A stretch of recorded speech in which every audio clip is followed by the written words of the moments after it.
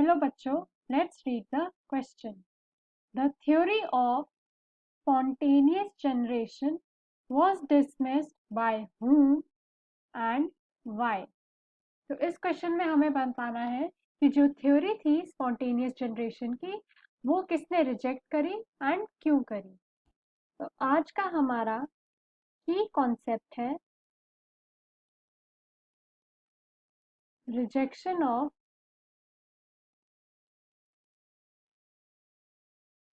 spontaneous generation। तो पहले हम समझेंगे कि स्पॉन्टेनियस जनरेशन का मतलब होता क्या है। एरिस्टोटल ने हमें थ्योरी दी थी ऑफ स्पॉन्टेनियस जनरेशन। एरिस्टोटल ने बोला जो बैक्टीरिया है या फिर माइक्रोबियल लाइफ है वो स्पॉन्टेनियसली या फिर अपने आप ही क्रिएट हो जाती है in any liquid medium.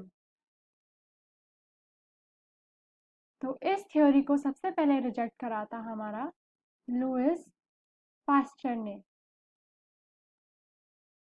Louis Pasteur ने वेरियस एक्सपेरिमेंट कंडक्ट करे ये रिजेक्ट करने के लिए कि माइक्रोबियल लाइफ स्पॉन्टेनियस नहीं होती। लुइस पास्चर बिलीव कि जो बैक्टीरिया होते हैं वही हमारे कॉज करते हैं प्रोसेस ऑफ फर्मेंटेशन। तो इसे प्रूव करने के लिए उन्होंने पहले एक स्टेरलाइज्ड ग्रेप लिया एंड उसे कुछ दिनों के लिए उन्होंने एक स्टेरलाइज्ड कंटेनर में रख दिया। कुछ दिन बाद जब उन्होंने वो कंटेनर चेक करा तो जो ग्रेप था वो हमारा फर्मेंट नहीं हुआ था। तो इससे उन्होंने प्रूव करा कि जो बैक्टीरिया है वो ही फर्मेंटेशन कॉज करता है।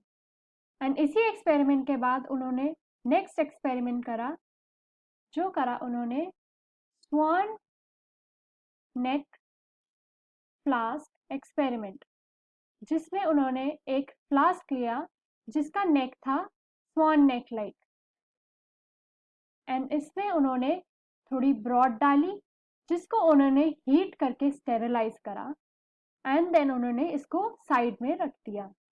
अब कुछ दिन बाद हुआ ये कि जितना भी डस्ट था, डस्ट पार्टिकल्स थे या बैक्टीरिया थे वो नेक की एंड में डिपॉजिट हो गए एंड फ्लास्क के अंदर वो नहीं जा पाए।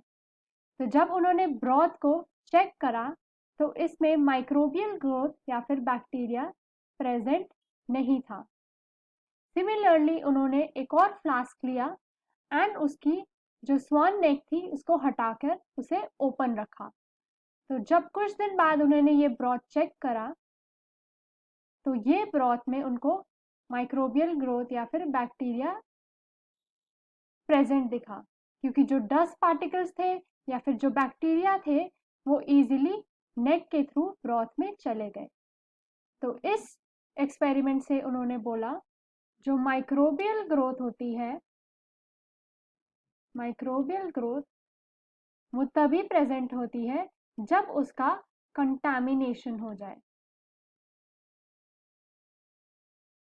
जब भी किसी चीज में, जैसे इस पर्टिकुलर ब्रॉथ में बैक्टीरिया प्रेजेंट इसलिए नहीं था क्योंकि इसमें किसी भी डस्ट पार्टिकल या फिर बैक्टीरिया का कंटामिनेशन नहीं हो पाया था। तो जिस ब्रॉथ में उनका कंटामिनेशन हुआ उसी ब्रॉथ में हमारा बैक्टीरिया प्रेजेंट था। So this is how Louis Pasteur rejected the spontaneous generation theory. I hope you understood the question well. Best of luck.